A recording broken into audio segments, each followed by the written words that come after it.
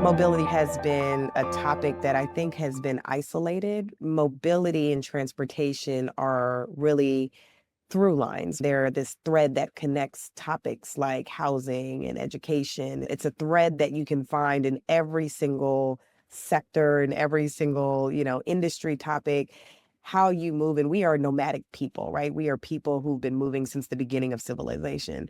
And we've been moving because we're in search of food, we're in search of shelter, we're in search of opportunity, we're in search of trade. I mean, this is not changed. Like since the beginning of, I don't know, Lucy. Like this is nothing's changed. Like Yeah, Lucy was moving, right. So I think it's like sometimes I think we are quick to say that's a transportation theme and not really take a holistic approach of like all of these themes that we're dealing with, all these policies, topics, and issues are woven together in such a dynamic way. In the state of Michigan, one thing I'm really proud of under Governor Whitmer's leadership was creating an Office of Future Mobility and Electrification. This is the first office of its kind in the United States.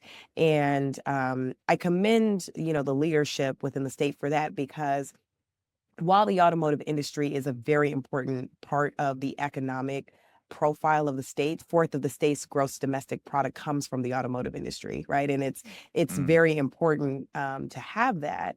But also, how do we think about the evolution of those industries, right? And how does that start to show up with the intention around affordability? How do you start to get, more resources to people? Before we thought about transportation planning as like going from point A to point B, now it is a matter of the things coming to us, right? Like that mhm. is what makes something efficient and effective. So 25% of the GDP comes from the auto industry, and thinking about in a future where we are redefining our relationship with mobility, how can we equip individuals to meet them where they are with the ways that they are getting around and the ways that things are getting to them? Is that a fair tell me how would you react to that summary? Yeah, I'd say that's spot on. I'd also add that this is a conversation of economic mobility as well as the relationship of how we will move as a society. This is all about the movement of people, goods, and information that allows them to have a quality life, and a quality life being able to breathe clean air, being able to get to your jobs, being able to get your children to school, going to work, having that ecosystem work on the behalf of you as an individual and as a collective society. Yeah, I hear you. I hear you. You're kind of talking about mobility in two different ways there. You're talking about getting around and you're talking about going up, so to Yeah, speak. Yeah. yeah. In terms of electrification of transportation, you are watching a lot. So I want to go through some top of mind pieces with you. Number one is charging infrastructure. So there was a lot of money promised in the bipartisan infrastructure law and in the Inflation Reduction Act for EV charging. What is the future of EV charging? So we in the state of Michigan are very focused in building out charging infrastructure to accelerate the rate of adoption of electric vehicles. So we know that we need to have the infrastructure in place so people can feel comfortable. Concepts like range anxiety. I don't say now I'm using air quotes because I actually don't subscribe to range anxiety. I actually subscribe to charger reliability. I want Oh, to know nice. that when I get to a charger that it's actually working. That's what I want at the end of the day. Like, Yeah. if I can plan for my trip and I'd say, okay, here's where I need to charge my vehicle. By the time I get there, I need to charge. I don't want to be in a situation where there's like, oh, it's not working. Yeah. So we do have close to about 4,000 charging stations across the state. We did secure Navidar National Electric Vehicle Infrastructure Program under the Biden-Harris administration. So $110 million was slated for the NEVI project. We were able to issue a little over half of that money for DC fast charging infrastructure along alternative fuel corridors. We also, as a state have really embraced what the future of charging would look like. And we have a partnership with Department of Transportation, City of Detroit, Michigan Central, Electrion, which is having the first public wireless charging roadway in the United States located in Detroit. I And was so, reading about this. This is the cool. yeah, I'm so happy you brought this up. I was hoping we would talk about this. Sorry, go ahead. I'm yeah, just very no, no, excited. you're so, we're thinking about what is the role of charging, especially when we think about, use cases such as public transit. where these are vehicles that are operating, essentially on a fixed route. So do you actually need to stop at a depot and charge, or could you actually charge while you're driving? And so how do we start to pressure test those assumptions by having that piloted roadway? Same thing for delivery vehicles. A lot of times there may be a certain route based on where the distribution center is, where they're maybe doing their pickups. So how do you start to think about, instead of those vehicles sleeping overnight, at a charging station, maybe there's a mixture of both, right? There's a hybrid. Maybe some hours are dedicated to charging at night, but when they're actually on the road, they're able to maintain that charge while they're running their routes. And in Um, prep for this interview, I was reading about this. The technology itself is similar, as I understand it, to the technology that charges your cell phone wirelessly yes, when you put it on the stand. Qi wireless charging, I think it's called. yes, yes, Okay. yes. So that sounds Mhm. very cool. Some may say amazing. How practical is it? I mean, I will say I remember the day that the team ripped up the road. And when I say ripped up the road, I think there was probably 4 inches of asphalt that was removed. And then there was essentially a magnetic coil that was put in the road, and then they paved over it, and then it was done. So it was, I mean, I thought it was going to be like days of Yeah. construction.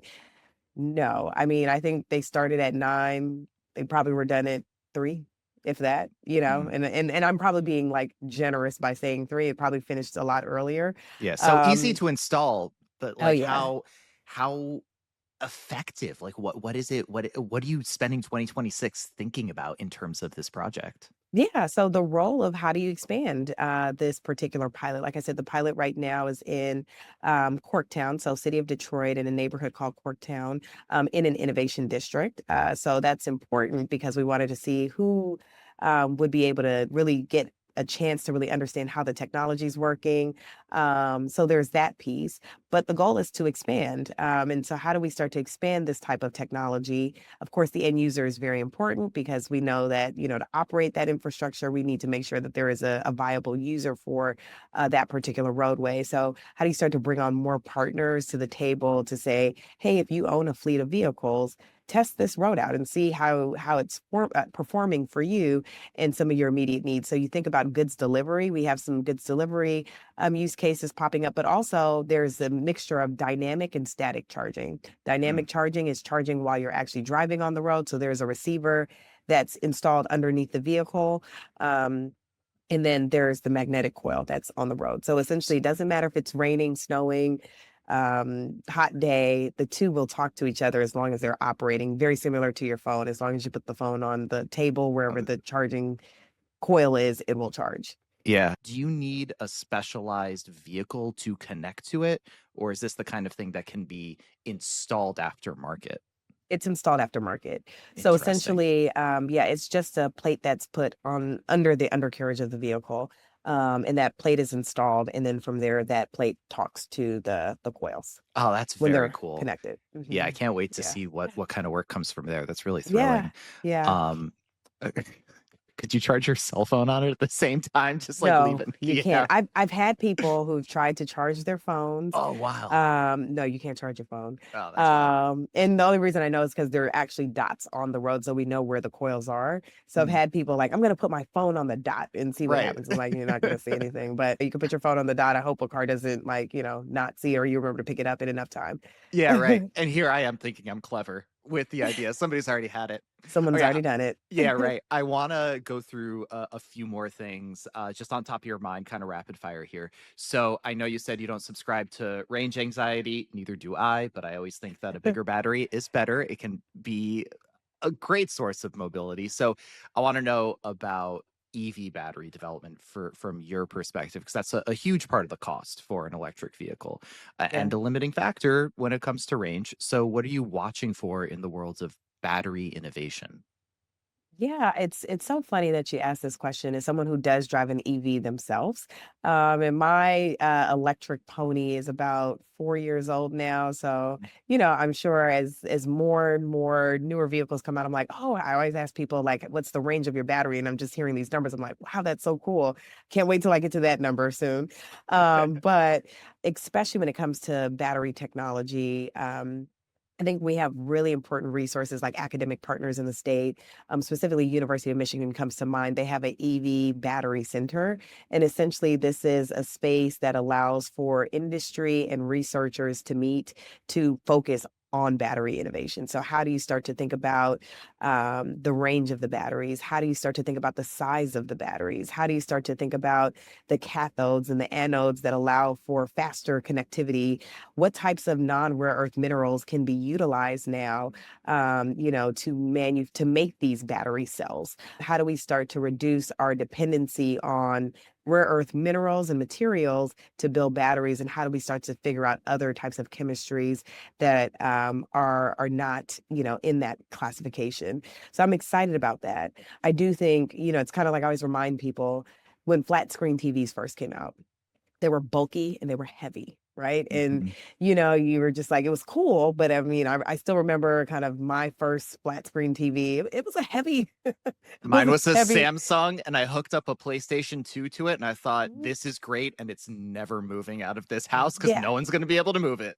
Yes, and you think about, it's just at CES in January, and they're displaying wallpaper TV, like it's as thin as wallpaper. Mhm. And so you think about just like in a matter of years, how much the TV has evolved. They're getting thinner and thinner and lighter, and the quality is getting better, all of these different. So it's just a matter of evolution. I think the same thing's going to happen, especially with batteries. So let's talk about what you're looking at with advanced air mobility, because you had mentioned Yeah. drones earlier. Yeah, so last year in the state of Michigan, the governor had signed an executive directive really focusing on all things advanced air mobility, manufacturing, because Michigan, we can make them, and as well as thinking about deployments as well for both commercial and defense related applications.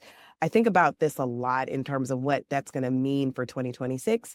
How do we build the infrastructure that's going to be needed to support where drones and where eVTOLs will take off and land? How can drones be a first responder, helping our first responders do their jobs even more effectively? They're already putting their lives on the line every single day. How do you start to right size by having more information very quickly to assess the scene? You also think about, for the defense related perspectives, counter UAS systems. So if there is a drone that's flying, we don't want a situation where drones are flying and people are scared. And what is this? How do you, detect a drone that may be flying in a space where it's not supposed to? And how do you then deter that drone from that particular space? Agriculture, the utilization of drones specifically for crop analysis, pesticides, seeding.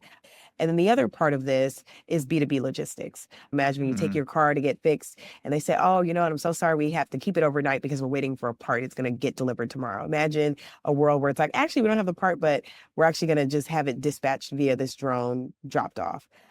Similarly, medical health delivery, right? CVS Health is another grant recipient as part of our Advanced Air Mobility Activation Fund. So, how do we get prescription drugs, specialty prescription drugs to people who may live really, really far from a pharmacy? How do you start to remove the barrier of, the distance that someone lives in proximity to their healthcare needs and bringing those resources to them as well? Yeah, it is crucial. I mean, back when I worked in the tech industry, in the mid 2010s, a significant amount of my work was writing about this idea, right, of Yeah. drone delivery for first responders, for Mhm. inaccessible uh, areas where you need help, all of those things. And it's so interesting that you brought up the Advanced Air Mobility Activation Fund, because the first thing that popped into my head was all of this research takes money. And Yeah. money nowadays for these advanced systems Yeah. can be difficult to find. So, Mhm. last thing I want to ask you about is, where do you see innovation in financing? That is such an amazing question. And I actually appreciate this question a lot. One of the things that I'm really proud of is, serving as the chief mobility officer for the state is that I run an office that I always tell people we're the office that kind of embraces risk. We're the one who says, oh, it's hard. All right, let's try it. It's difficult. Okay, let's do it. Let's just figure it out. Right. And so I do think when we talk about financing that, we start with non dilutive grant funds. And those grant funds allow us to issue funding to companies who are saying, hey, I have a solution and I can, address a particular problem. More recently, we've started something very new with our funding where we have something called statewide advanced aerial mobility challenges. This was the focus for this one right now is aerial mobility. As part of these statewide challenges to really assess how many state departments have a big issue that mobility could actually, there's the mobility solve here, right? Like they may not realize it, but like mobility could be an answer. Mm. And we as an office are then putting out solicitations to industry all around the world. Hey, we're looking for someone who can do this. Can you do this? And there is grant funding associated with this particular project. Ultimately, the end of the goal is think about ways and potentially how the state can be a customer of this type of technology. And how do you start to be a customer? We have to de-risk it. And so this pilot or this demonstration period and these non-dilutive grants that are, associated with a sprint are the ways in which you start to reduce the risk for government. We've already done the analysis. We know that they can do this. We know that they've done these assessments. You start to build out your metrics in terms of what success looks like. And hopefully, my goal here is how do we start to influence the procurement process moving forward, where we start to bring innovation into this dialogue and conversation. And as a state and states across the United States, how do we start to say, and now we're going to associate funding to innovative procurement solutions? Justine, 2026 sounds like it's going to be a banner year for Michigan innovation for transportation. I might have to plan a trip to go to Michigan just to drive on that wireless EV charging roadway to see what it's like. And I will not hold out my cell phone while I do it because I talk to you. So I really appreciate getting to speak with you. Justine Johnson is Chief Mobility Officer of Michigan. Thanks so much for joining us. Thanks for having me. Great conversation as always.